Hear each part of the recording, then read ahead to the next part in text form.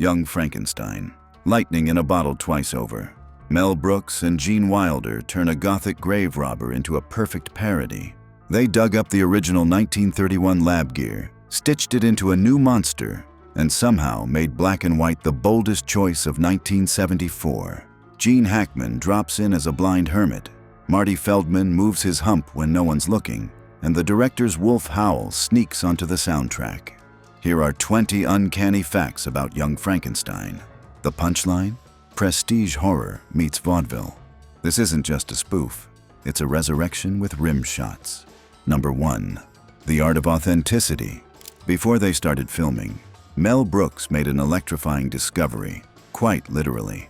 He found out that Ken Strickfaden, the man who created the iconic electrical lab equipment for the original Frankenstein released in 1931, was still alive, and even had all the original props secured and stored away. Brooks wasted no time contacting him immediately, and that led to Strickfaden's original machines being used again for Young Frankenstein.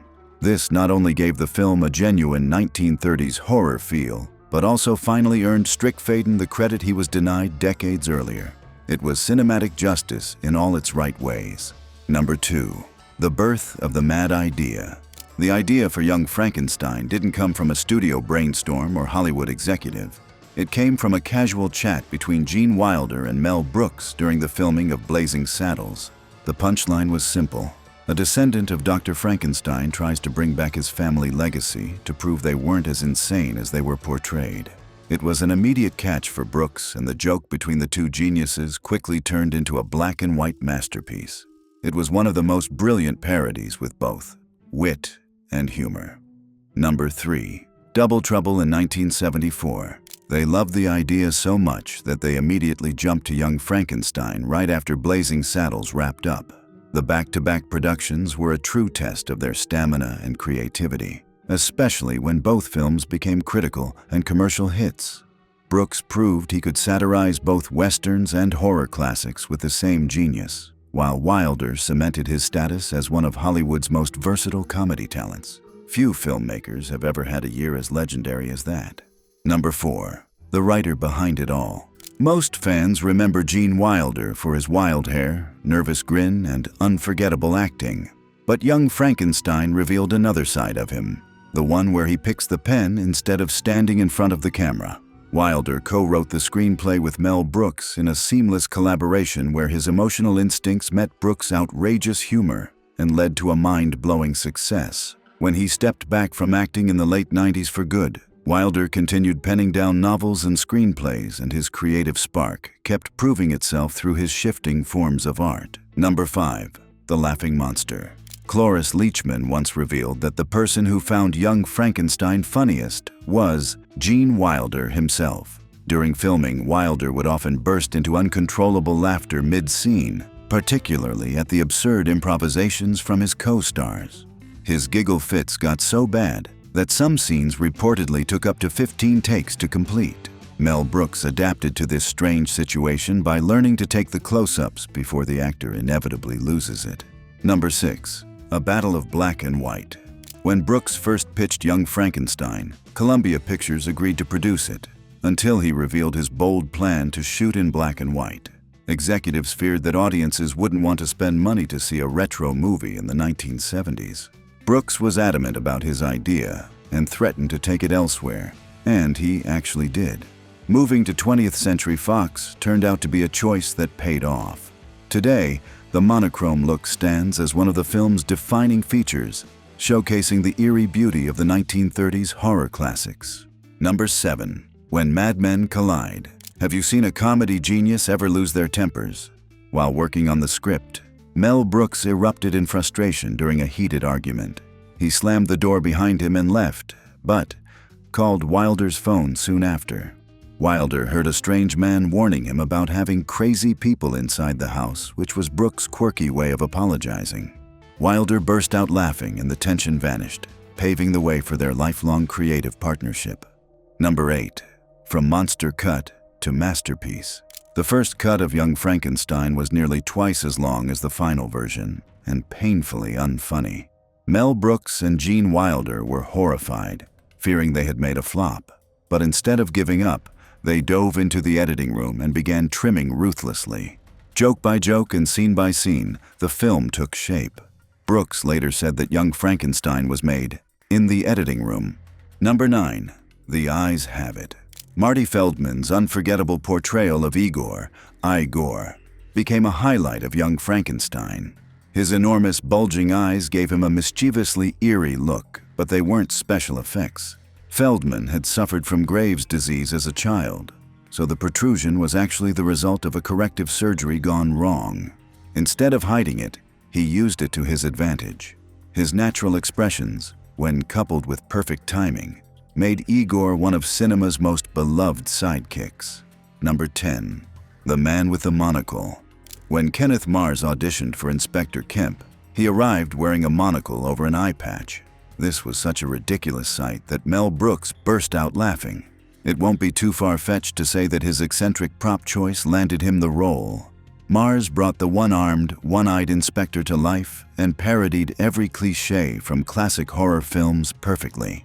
Having already worked with Brooks and the producers, Mars perfectly understood his brand of absurdity, and that helped him make Kemp one of the movie's most memorable characters. Number 11. Brooks' howling cameo. Mel Brooks is famous for popping up in his films, but Gene Wilder had a valid concern.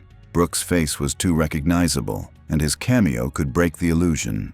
Although Brooks agreed to stay off the camera, he couldn't resist sneaking in his signature mischief. His voice can be heard howling like a wolf, shrieking as a cat, and even murmuring in background noises. In a way, Brooks still found the smartest way to be in the movie without upsetting the others.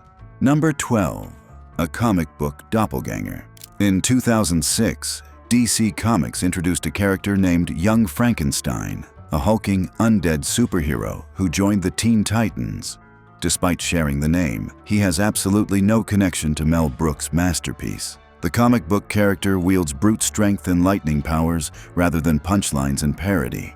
It's still a fun coincidence, and both versions are great tributes to Mary Shelley's original monster. Just one trades laboratory gags for superhero action, proving that the Frankenstein legacy continues to spark creativity in unexpected forms. Number 13. Gene Meets Gene.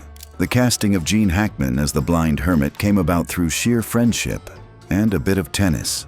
Hackman was an occasional tennis partner of Gene Wilder, who mentioned the project casually between serves. Hackman insisted on joining and even said he'd do a small part for free.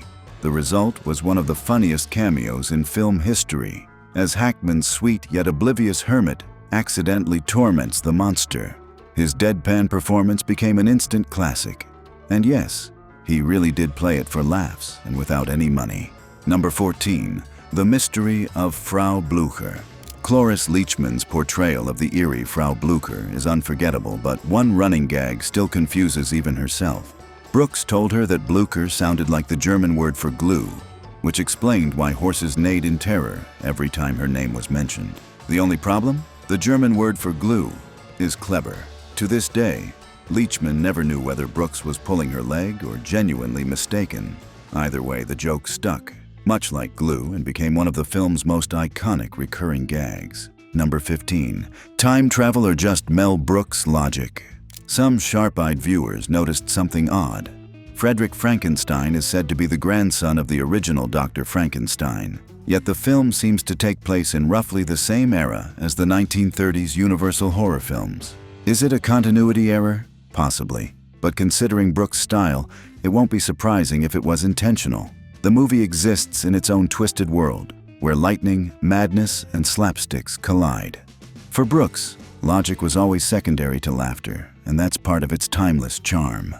Number 16. The Hump That Moved Itself. One of the Young Frankenstein's most beloved gags wasn't written in the script at all. The great prankster, Marty Feldman, started secretly switching the side of Igor's hump between takes. No one noticed for several days until the crew finally caught on, and Mel Brooks thought it was brilliant. Rather than correcting the mistake, he decided to keep it in. The subtle continuity joke became comedy gold, proving Feldman's instinct for humor was as brilliant as his timing. Number 17. Golden Laughs at the Globes. Young Frankenstein wasn't just a cult favorite. It was critically acclaimed as well. At the 1975 Golden Globes, the film earned multiple nominations. Cloris Leachman was nominated for Best Actress, while Madeline Kahn received a nod for Best Supporting Actress, which is a funny twist, considering Kahn actually had more screen time than Leachman. Number 18. The Cat That Wasn't There. One of the movie's funniest moments was when Frederick's dart seemingly hits a cat off-screen. Did you even realize it wasn't in the script at all? Gene Wilder threw a dart wildly during filming, and without missing a beat, Mel Brooks improvised. From behind the camera, Brooks let out a dramatic, yowling cat scream that made the entire crew burst out laughing. It was so fitting, it had to make it into the final cut, a classic Brooks comedy that was as spontaneous as it was precise. Number 19. Skulls of the Castle. When Frederick and Inga stumble upon the eerie skulls in the castle, you might expect them to be props, but most were chillingly real. The film's production designers used real human skulls for authenticity. The only fake one was the 6-month-old recently deceased head, which had to be handcrafted for obvious reasons. The detail adds a macabre layer to the Gothic parody, reminding viewers that even amidst all the laughs, Young Frankenstein stayed eerily loyal to its horror roots. Number 20. A familiar gargoyle. In one quick shot after the dart game scene, as Inspector Kemp exits the castle, there's a curious detail many fans overlook. Perched on the castle wall is a stone gargoyle whose face seems oddly familiar. Some viewers swear it resembles legendary director Alfred Hitchcock, while others insist it's none other than Mel Brooks himself, whether intentional or a trick of the lighting. The resemblance is uncanny and serves as a subtle wink that perfectly fits Brooks' love for hidden jokes and cinematic Easter eggs. And just like that, the lightning fades, the castle doors creak shut, and our creature of comedy drifts back into legend. But do stories like this ever truly die? Or do they just wait for another spark to come back to life? If you carry the same curiosity, hit that like button and subscribe for more cinematic mischief.